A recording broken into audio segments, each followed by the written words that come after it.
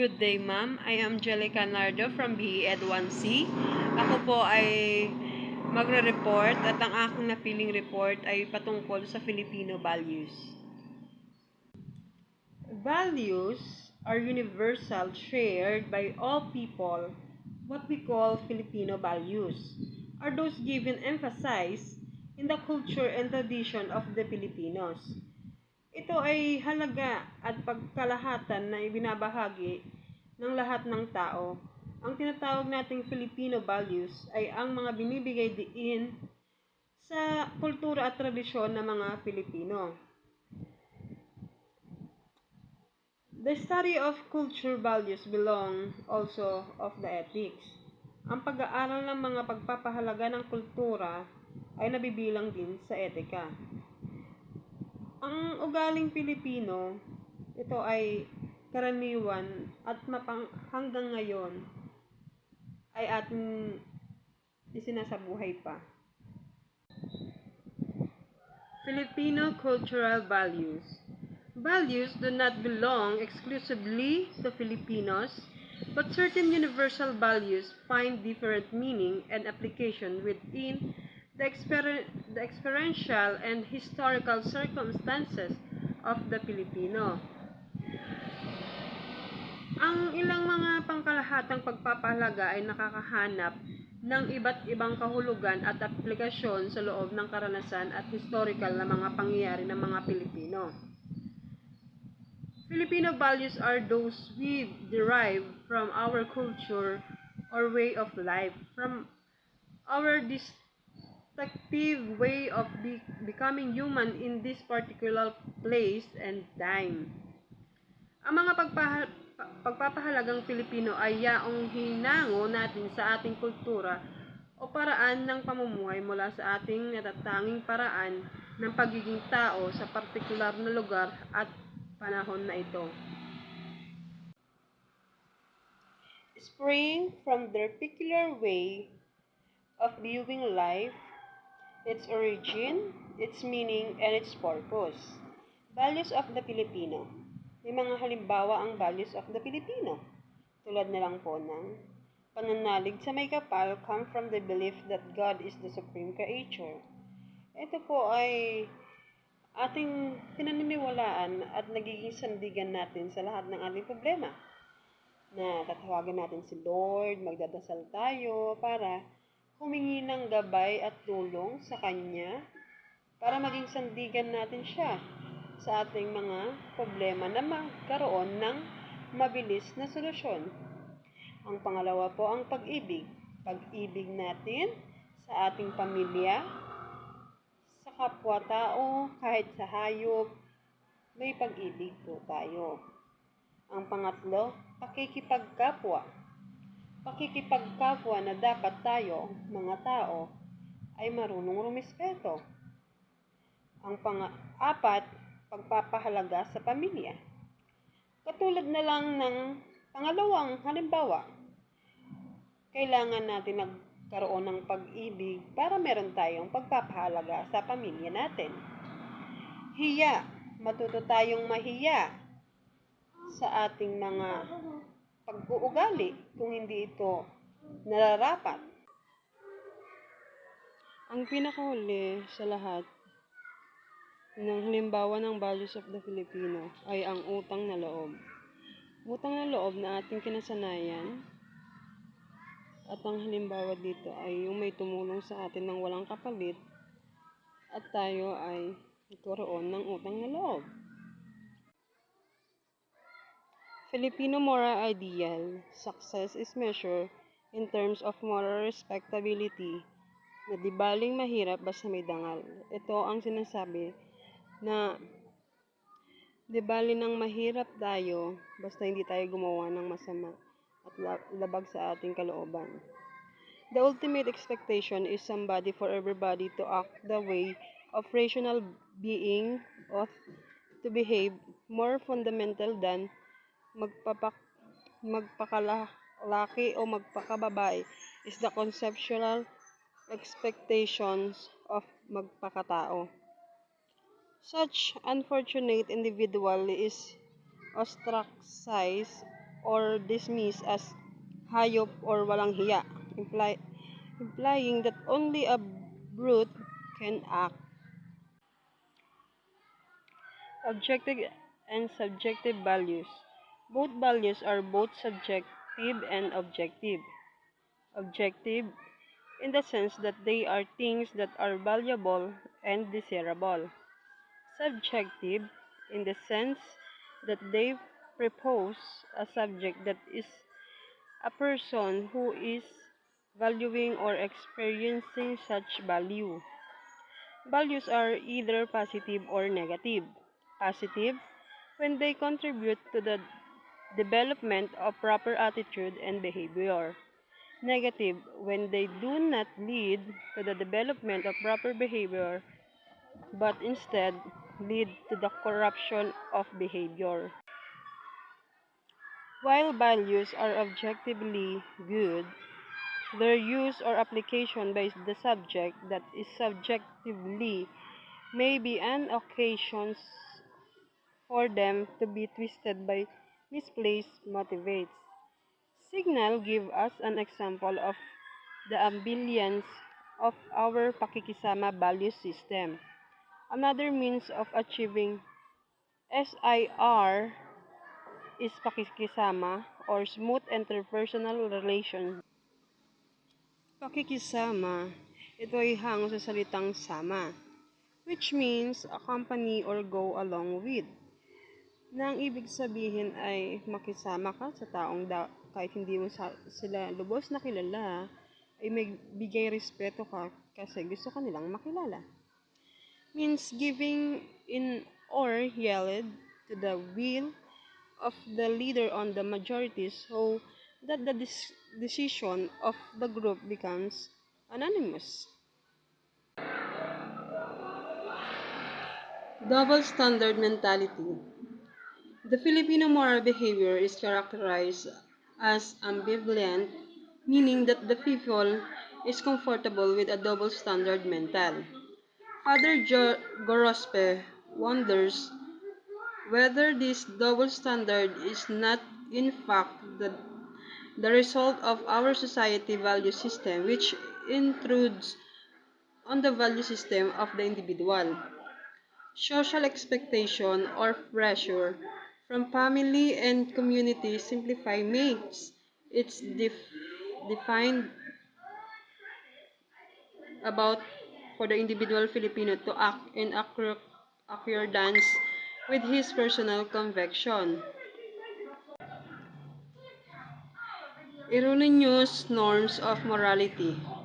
Father Gorospe traced the roots of double standard morality to the adherence of Filipinos to false norms of morality.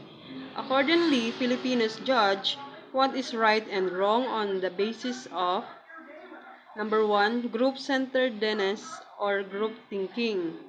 Number 2, on the basis of shame and fear of authority figure.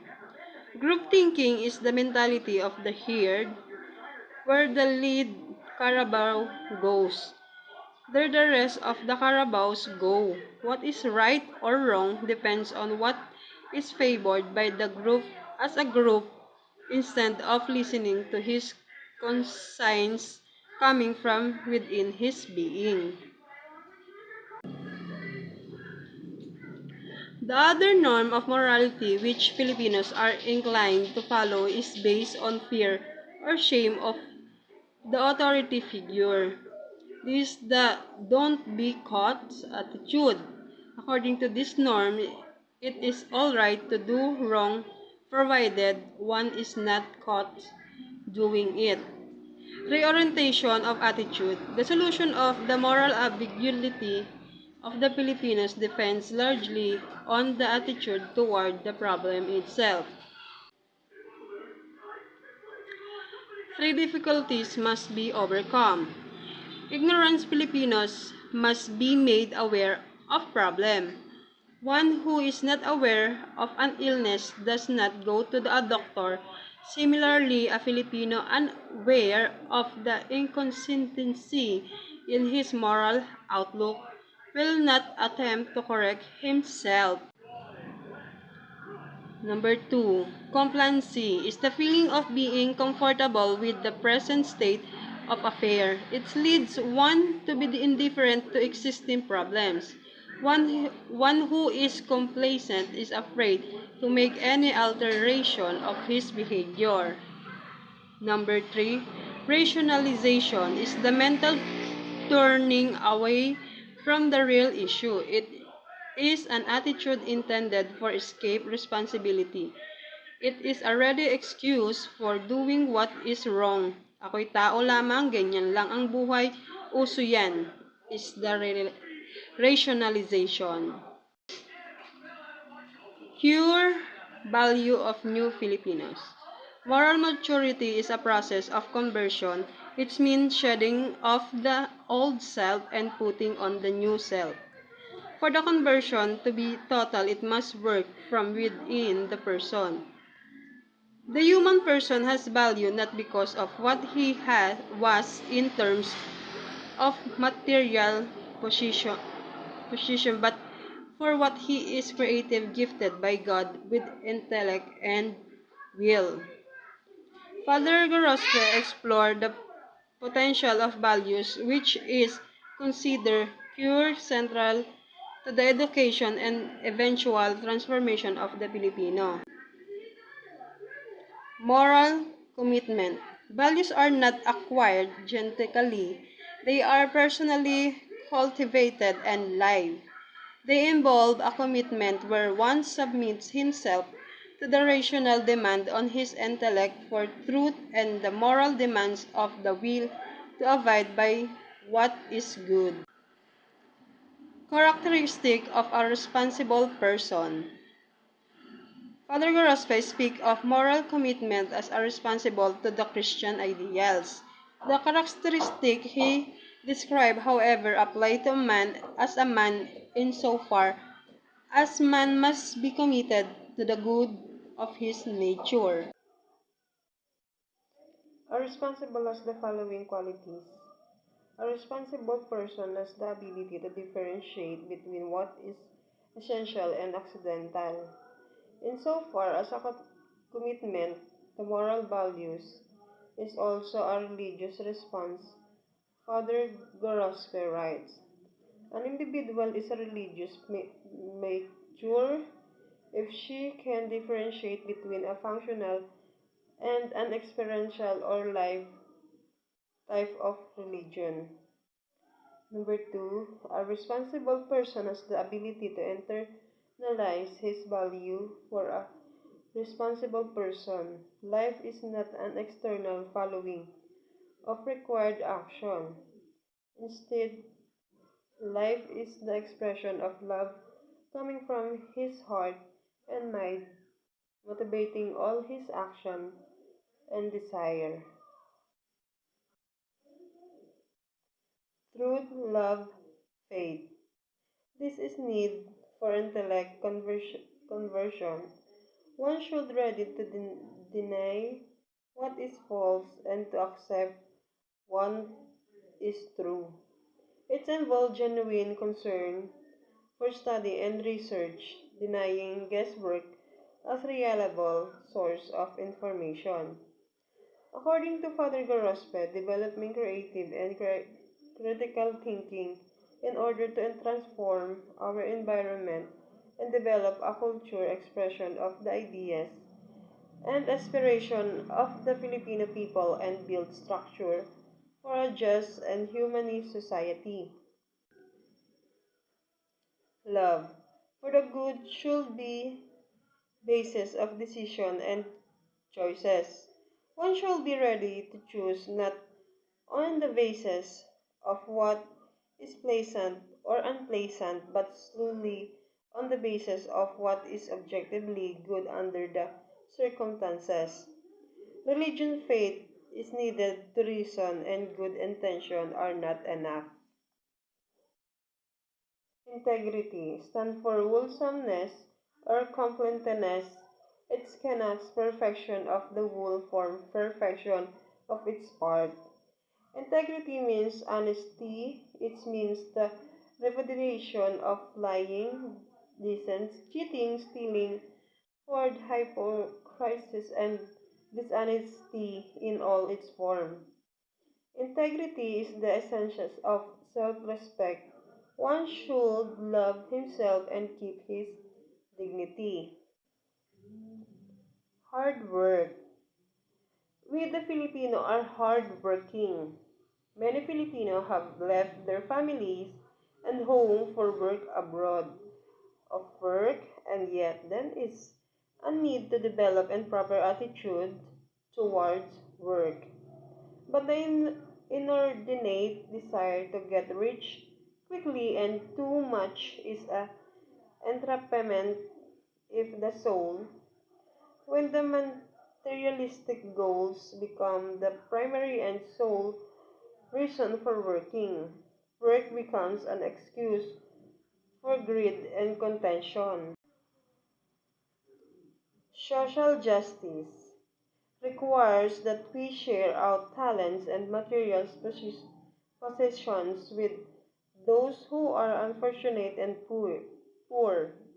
The concept that giving aims, donates, and assistance to the poor is only a demand of charity, and therefore voluntary must give way to the concept of social justice.